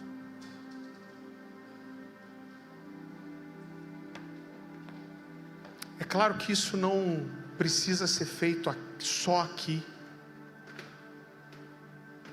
Mas eu passei a tarde orando e pensando e falando, Deus, como que eu faço isso à noite? Qual é a direção que você me dá? Talvez você olhe aí no seu coração, você encontre uma gavetinha lacrada. sobre a qual você nunca rasgou diante de Deus. Talvez você nunca rasgou teu sentimento com medo de fazer uma oração errada, e você nunca foi sincero como deveria. Talvez você fale, eu amo a Deus, mas tem isso aqui, eu prefiro não olhar para isso aqui. Mas essa palavra está mexendo com o Senhor, e talvez essa noite seja a noite que você vai conseguir abrir essa gavetinha e falar, e daí, Deus? Vamos lidar com esse negócio aqui que está escondido faz tanto tempo. Eu não consigo entender porque você permitiu isso. Mas eu não quero deixar isso guardado, escondido. Eu quero rasgar isso diante do Senhor. Talvez essa seja a noite que você precise fazer uma das orações mais sinceras e transparentes da sua vida.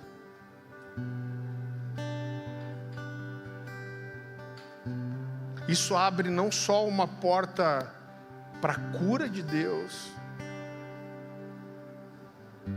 Às vezes Deus está ali com o braço aberto, falando, eu estou esperando você aqui para te dar o consolo. Mas você está ali agarrado, abraçado, todo fechado com a sua dor, dizendo, mas está doendo. E Deus está dizendo, eu sei que está doendo, mas vem aqui. Venha receber o meu consolo, o meu cuidado, a cura, a paz que o entendimento não consegue entender. Eu queria te dar liberdade, não para fazer alguma coisa para mim, para ninguém ver, mas sabe, talvez essa seja uma coisa que você precise fazer para Deus. Fala, Deus, eu tô saindo do meu lugar aqui, eu quero ali para frente, porque eu quero abrir essa gaveta escondida. Eu quero abrir esse cômodo do meu coração aqui, que eu nunca deixei o Senhor entrar e mexer como deveria. Se você se sente assim, você gostaria de fazer uma oração desse jeito para Deus, gostaria que você saísse do seu lugar, viesse aqui para frente. Talvez você tenha orado já muito sobre isso, mas você nunca tenha usado a sinceridade das palavras como você deveria.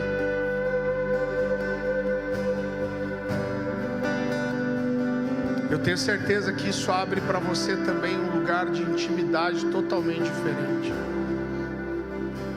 Não espera ninguém, vem para cá. Eu queria pedir para os pastores, os diáconos, os líderes de living, para abraçar essas pessoas, orar com elas. Irmão, não espera ninguém não. Se tem aí, sabe, essa é uma forma de você dizer para Deus, fala, Deus, eu abraço, eu recebo essa mensagem, ela é minha, ela é para mim, eu quero essa cura, eu quero esse novo lugar de intimidade, de proximidade, de exposição, de honestidade. Espírito Santo de Deus, se você não vai vir aqui para frente, fica aí mesmo no seu lugar e sonda seu coração. Vê se não tem nada que você precise abrir, confessar, pedir, clamar ao Senhor. Espírito Santo de Deus, Espírito Santo de Deus, pedir aí aos diáconos, os líderes, pastores, me ajudem a orar com essas pessoas.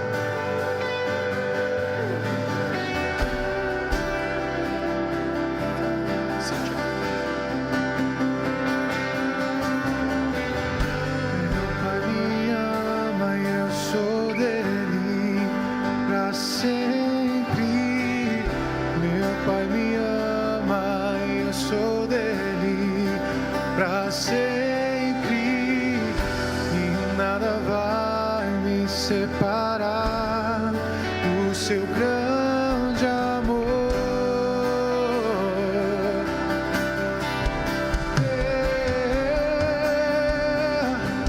O meu Pai me ama, eu sou dele para sempre. Meu Pai me ama, eu sou dele. Pessoal do time profético, se tiver alguma coisa para liberar para alguém aqui, quiser orar com alguém, fique à vontade também. O seu grande amor. O meu Pai me ama. Meu Pai me ama.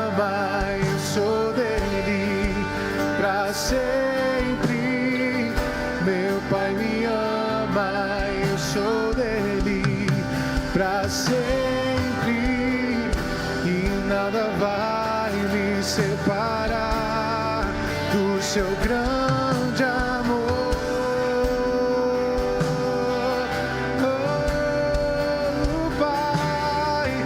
O Pai me adotou, seu amor me encontrou.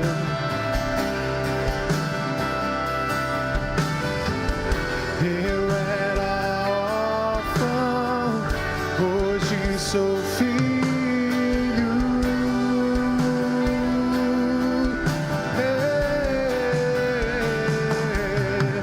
O Pai me adotou, seu amor me encontrou.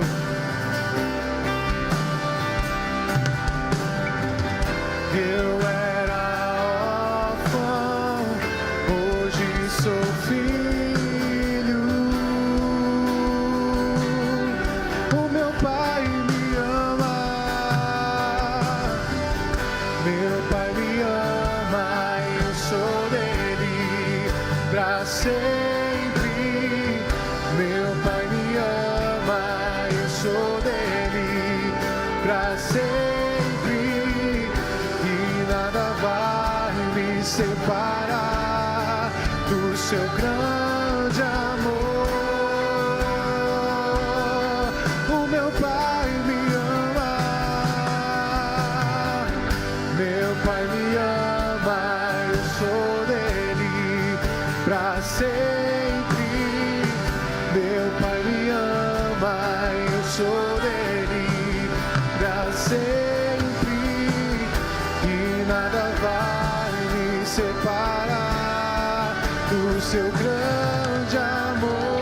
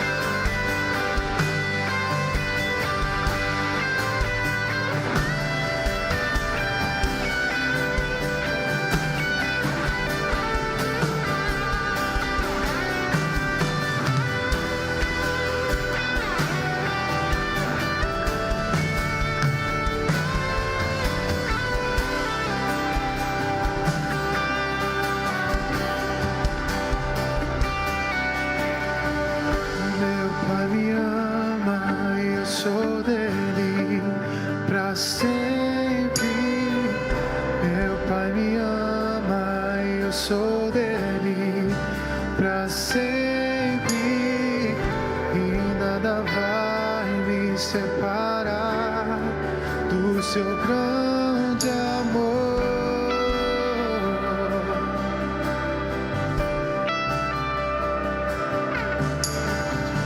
Meu Pai me ama, eu sou dele pra sempre. Meu Pai me ama, eu sou dele pra sempre. E nada vai me separar do seu grande amor. O meu Pai me ama, meu Pai me ama, eu sou dele pra sempre. Meu Pai me ama, eu sou dele pra sempre. E nada vai me separar do seu grande amor. O Pai me adotou, o Pai me adotou, seu amor me encontrou.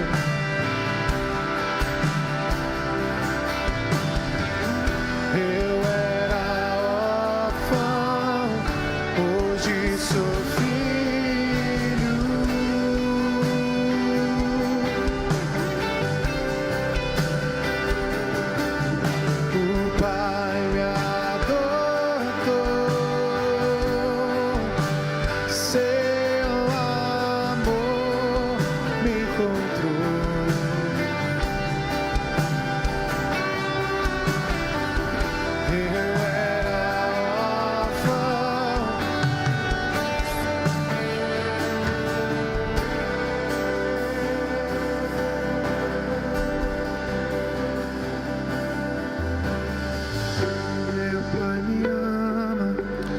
Se você está aqui na frente, você não precisa sair correndo. A gente até vai continuar aqui para a sala de oração. Eu queria te pedir um favor. Você pode conversar no corredor, no café, mas alguns irmãos aqui já vão emendar. A gente fica aqui com a igreja aberta até as 2 da manhã. Senhor meu Deus, nós te agradecemos por esse dia. Te agradecemos pela sua palavra, que o Senhor nos leve nesses dias para um lugar mais profundo de revelação da sua pessoa, do seu amor. Nos leva para um lugar mais profundo de intimidade, Senhor. Senhor Deus, revela o seu amor, a sua pessoa a nós. Senhor Jesus, que a sua misericórdia se renove sobre nós a cada dia. Espírito Santo, que nós possamos cada vez ir mais fundo em intimidade, revelação contigo. Nos leva para casa em paz, em segurança, Senhor, e que aonde nós pisarmos os nossos pés, que nós possamos transbordar do bom depósito que nós temos recebido, Senhor. Nós colocamos a nossa vida, a nossa casa, o nosso coração, as nossas famílias nas tuas mãos. O Senhor é o nosso Deus, mas o Senhor também é o nosso Pai, Senhor. Em nome de Jesus. Amém, queridos? Deus te abençoe. Vá em paz.